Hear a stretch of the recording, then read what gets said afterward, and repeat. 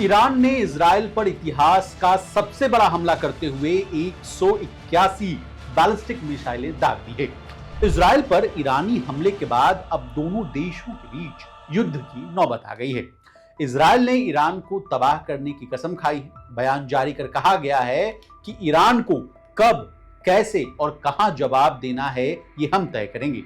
अब दोनों देशों में बढ़ते तनाव का असर सबसे पहले कहां दिखा?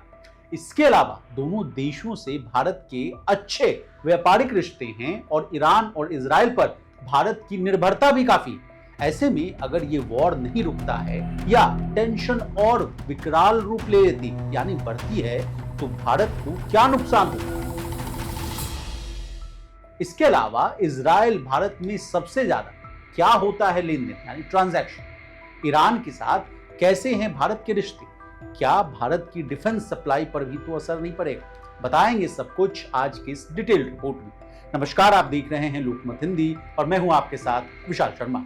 सबसे पहले दोनों देशों में बढ़ते तनाव का असर कहां दिखा, इससे कहानी की शुरुआत करते हैं।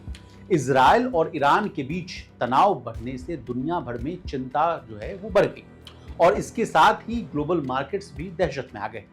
असर की बात करें तो सबसे पहले कच्चे तेल यानी क्रूड ऑयल की कीमतों पर असर पड़ता दिख रहा है और क्रूड ऑयल के दाम एक झटके में 5% तक बढ़ गए। ब्रेंट क्रूड ऑयल के दाम $74 प्रति बैरल के पार पहुंच गए हैं। वहीं बिजनेस टुडे की रिपोर्ट के मुताबिक इस खबर के बाद भी कच्चे तेल की कीमतों में तेज उछाल आ सकता है। अब और किन किन जगहों पर असर हुआ ये भी जानिए। न केवल कच्चे तेल की कीमतों पर बल्कि ईरान और इजराइल में बढ़ते तनाव का असर अब ग्लोबल इक्विटी मार्केट्स पर भी फैलता हुआ नजर आ रहा है।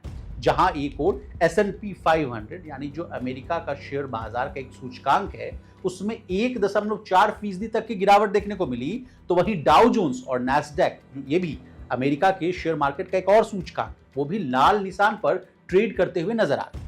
इसके अलावा जापान निक्केई भी 1.77% यानी मोटा मोटी कहें तो 2% टूटा है। यही नहीं, CBOE यानी जो अस्थिरता सूचकांक है जिसे आमतौर पर हम लोग विक्स जानते हैं, विक्स के नाम से जानते हैं, वो लगभग एक महीने के अपने उच्चतम स्तर पर पहुंच गया है। अब आइए गोल्ड पर। ईरान के हमले के बाद अमेरिकी सोने के दाम में मंगलवार यानी 1 अक्टूबर को 1% का उछाल देखने को मिला था। मंगलवार को अमेरिकी सोने का भाव 1% चढ़कर $2661.63 प्रति आउंस हो गया और अमेरिकी गोल्ड वायदा बाजार में सोने के दाम जो हैं 0.9% चढ़कर $2690.3 प्रति आउंस पर पहुंचे। हालांकि अमेरिकी सोने का यह रिकॉर्ड भाव नहीं है। पिछले हफ्ते गुरुवार को भी अमेरिकी सोने का दाम $2685.42 प्रति आउंस रहा था। अब भारतीय गोल्ड पर आते हैं। अगर अंतर्राष्ट्रीय बाजार में 1% तक दाम बढ़ा है तो भारत में 700 से लेकर 800 रुपए तक की बढ़ोतरी देखने को मिल सकती है। इसके बाद भारत में 24 कैरेट गोल्ड की कीमत जो है 78,000 रुपए के पार चली जा सकती है। अब अपने देश में यानी भारत पर इस वॉर का क्या असर होगा ये विस्तार से जान लेते हैं। Defence expert major general Ashok Kumar जो रिटायर्ड हैं वो कहते हैं कि अगर इजराइल और ईरान का जो संघर्ष शुरू हो गया है तो भारत के डिफेंस सप्लाई पर असर पड़ सकता है।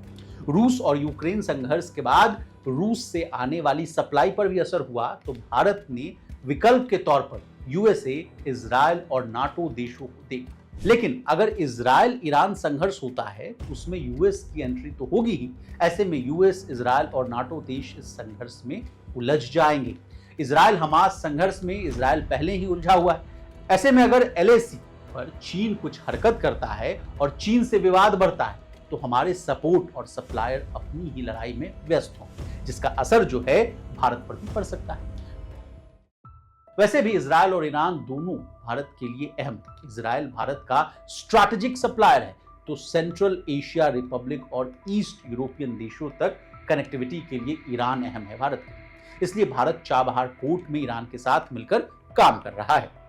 वहीं ऑब्जर्वर रिसर्च फाउंडेशन यानी जिसको कि आप ORF के नाम से जानते हैं, उसके उपाध्यक्ष प्रोफेसर हर्ष वी पंत कहते हैं कि अगर इजराइल और ईरान के बीच जंग होती है तो पूरा मिडिल ईस्ट ही इससे प्रभावित होगा और उसके बाद एनर्जी क्राइसिस से लेकर आर्थिक हालात पर असर होगा।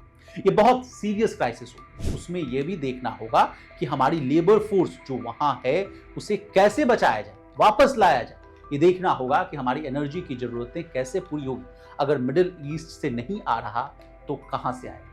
एनर्जी सिक्योरिटी से लेकर इकोनॉमिक सिक्योरिटी तक और हमारे लोगों की सुरक्षा पर असर पड़ने वाला है, ये कहना है हर्षवी पंत साहब का। हर्षवी पंत साहब ये भी कहते हैं कि इजराइल और ईरान दोनों ही भारत के लिए अहम है। अगर संघर्ष बढ़ता है तो भारत दोनों देशों को यही राय दे सकता है कि लिमिट क्रॉस ना की जाए, क्योंकि उससे फिर कई और किरदारों के शामिल होने की संभावना जो है वो और बढ़ जाती है। अमेरिका पहले ही कह चुका है कि इजराइल को सपोर्ट करेंगे। इस तरह से ये वैश्विक चुनौती के तौर पर बड़ा मसला हो सकता है। भारत तो यही चाहेगा और यही कोशिश करेगा कि दोनों ही देशों की बात जो है समझ में आ जाए कि मामला और ना बढ़े। वैसे ये दोनों देश इस क्राइसिस को किस तरह देखते हैं ये उनके नजरिए पर भी निर्भर करता है। भारत यूरोपियन यूनियन और हिंद प्रशांत के देशों के साथ मिलकर जरूर इस बात को रेखांकित करेगा, यानी हाईलाइट कर सकता है कि ये क्राइसिस आगे ना बढ़े। अब जाते जाते भारत का ईरान और इजराइल से कैसे संबंध है, आसान भाषा में समझिए। सबसे पहले ईरान से बात की शुरुआत करते हैं, कहानी की शुरुआत करते हैं। ईरान के साथ भारत के चाबहार बंदरगाह के निर्माण का ठेका हासिल किया था। इसके जरिए ईरान, अफगानिस्तान और मध्य एशिया के तमाम दूसरे देशों के साथ माल ढुलाई की जाती है।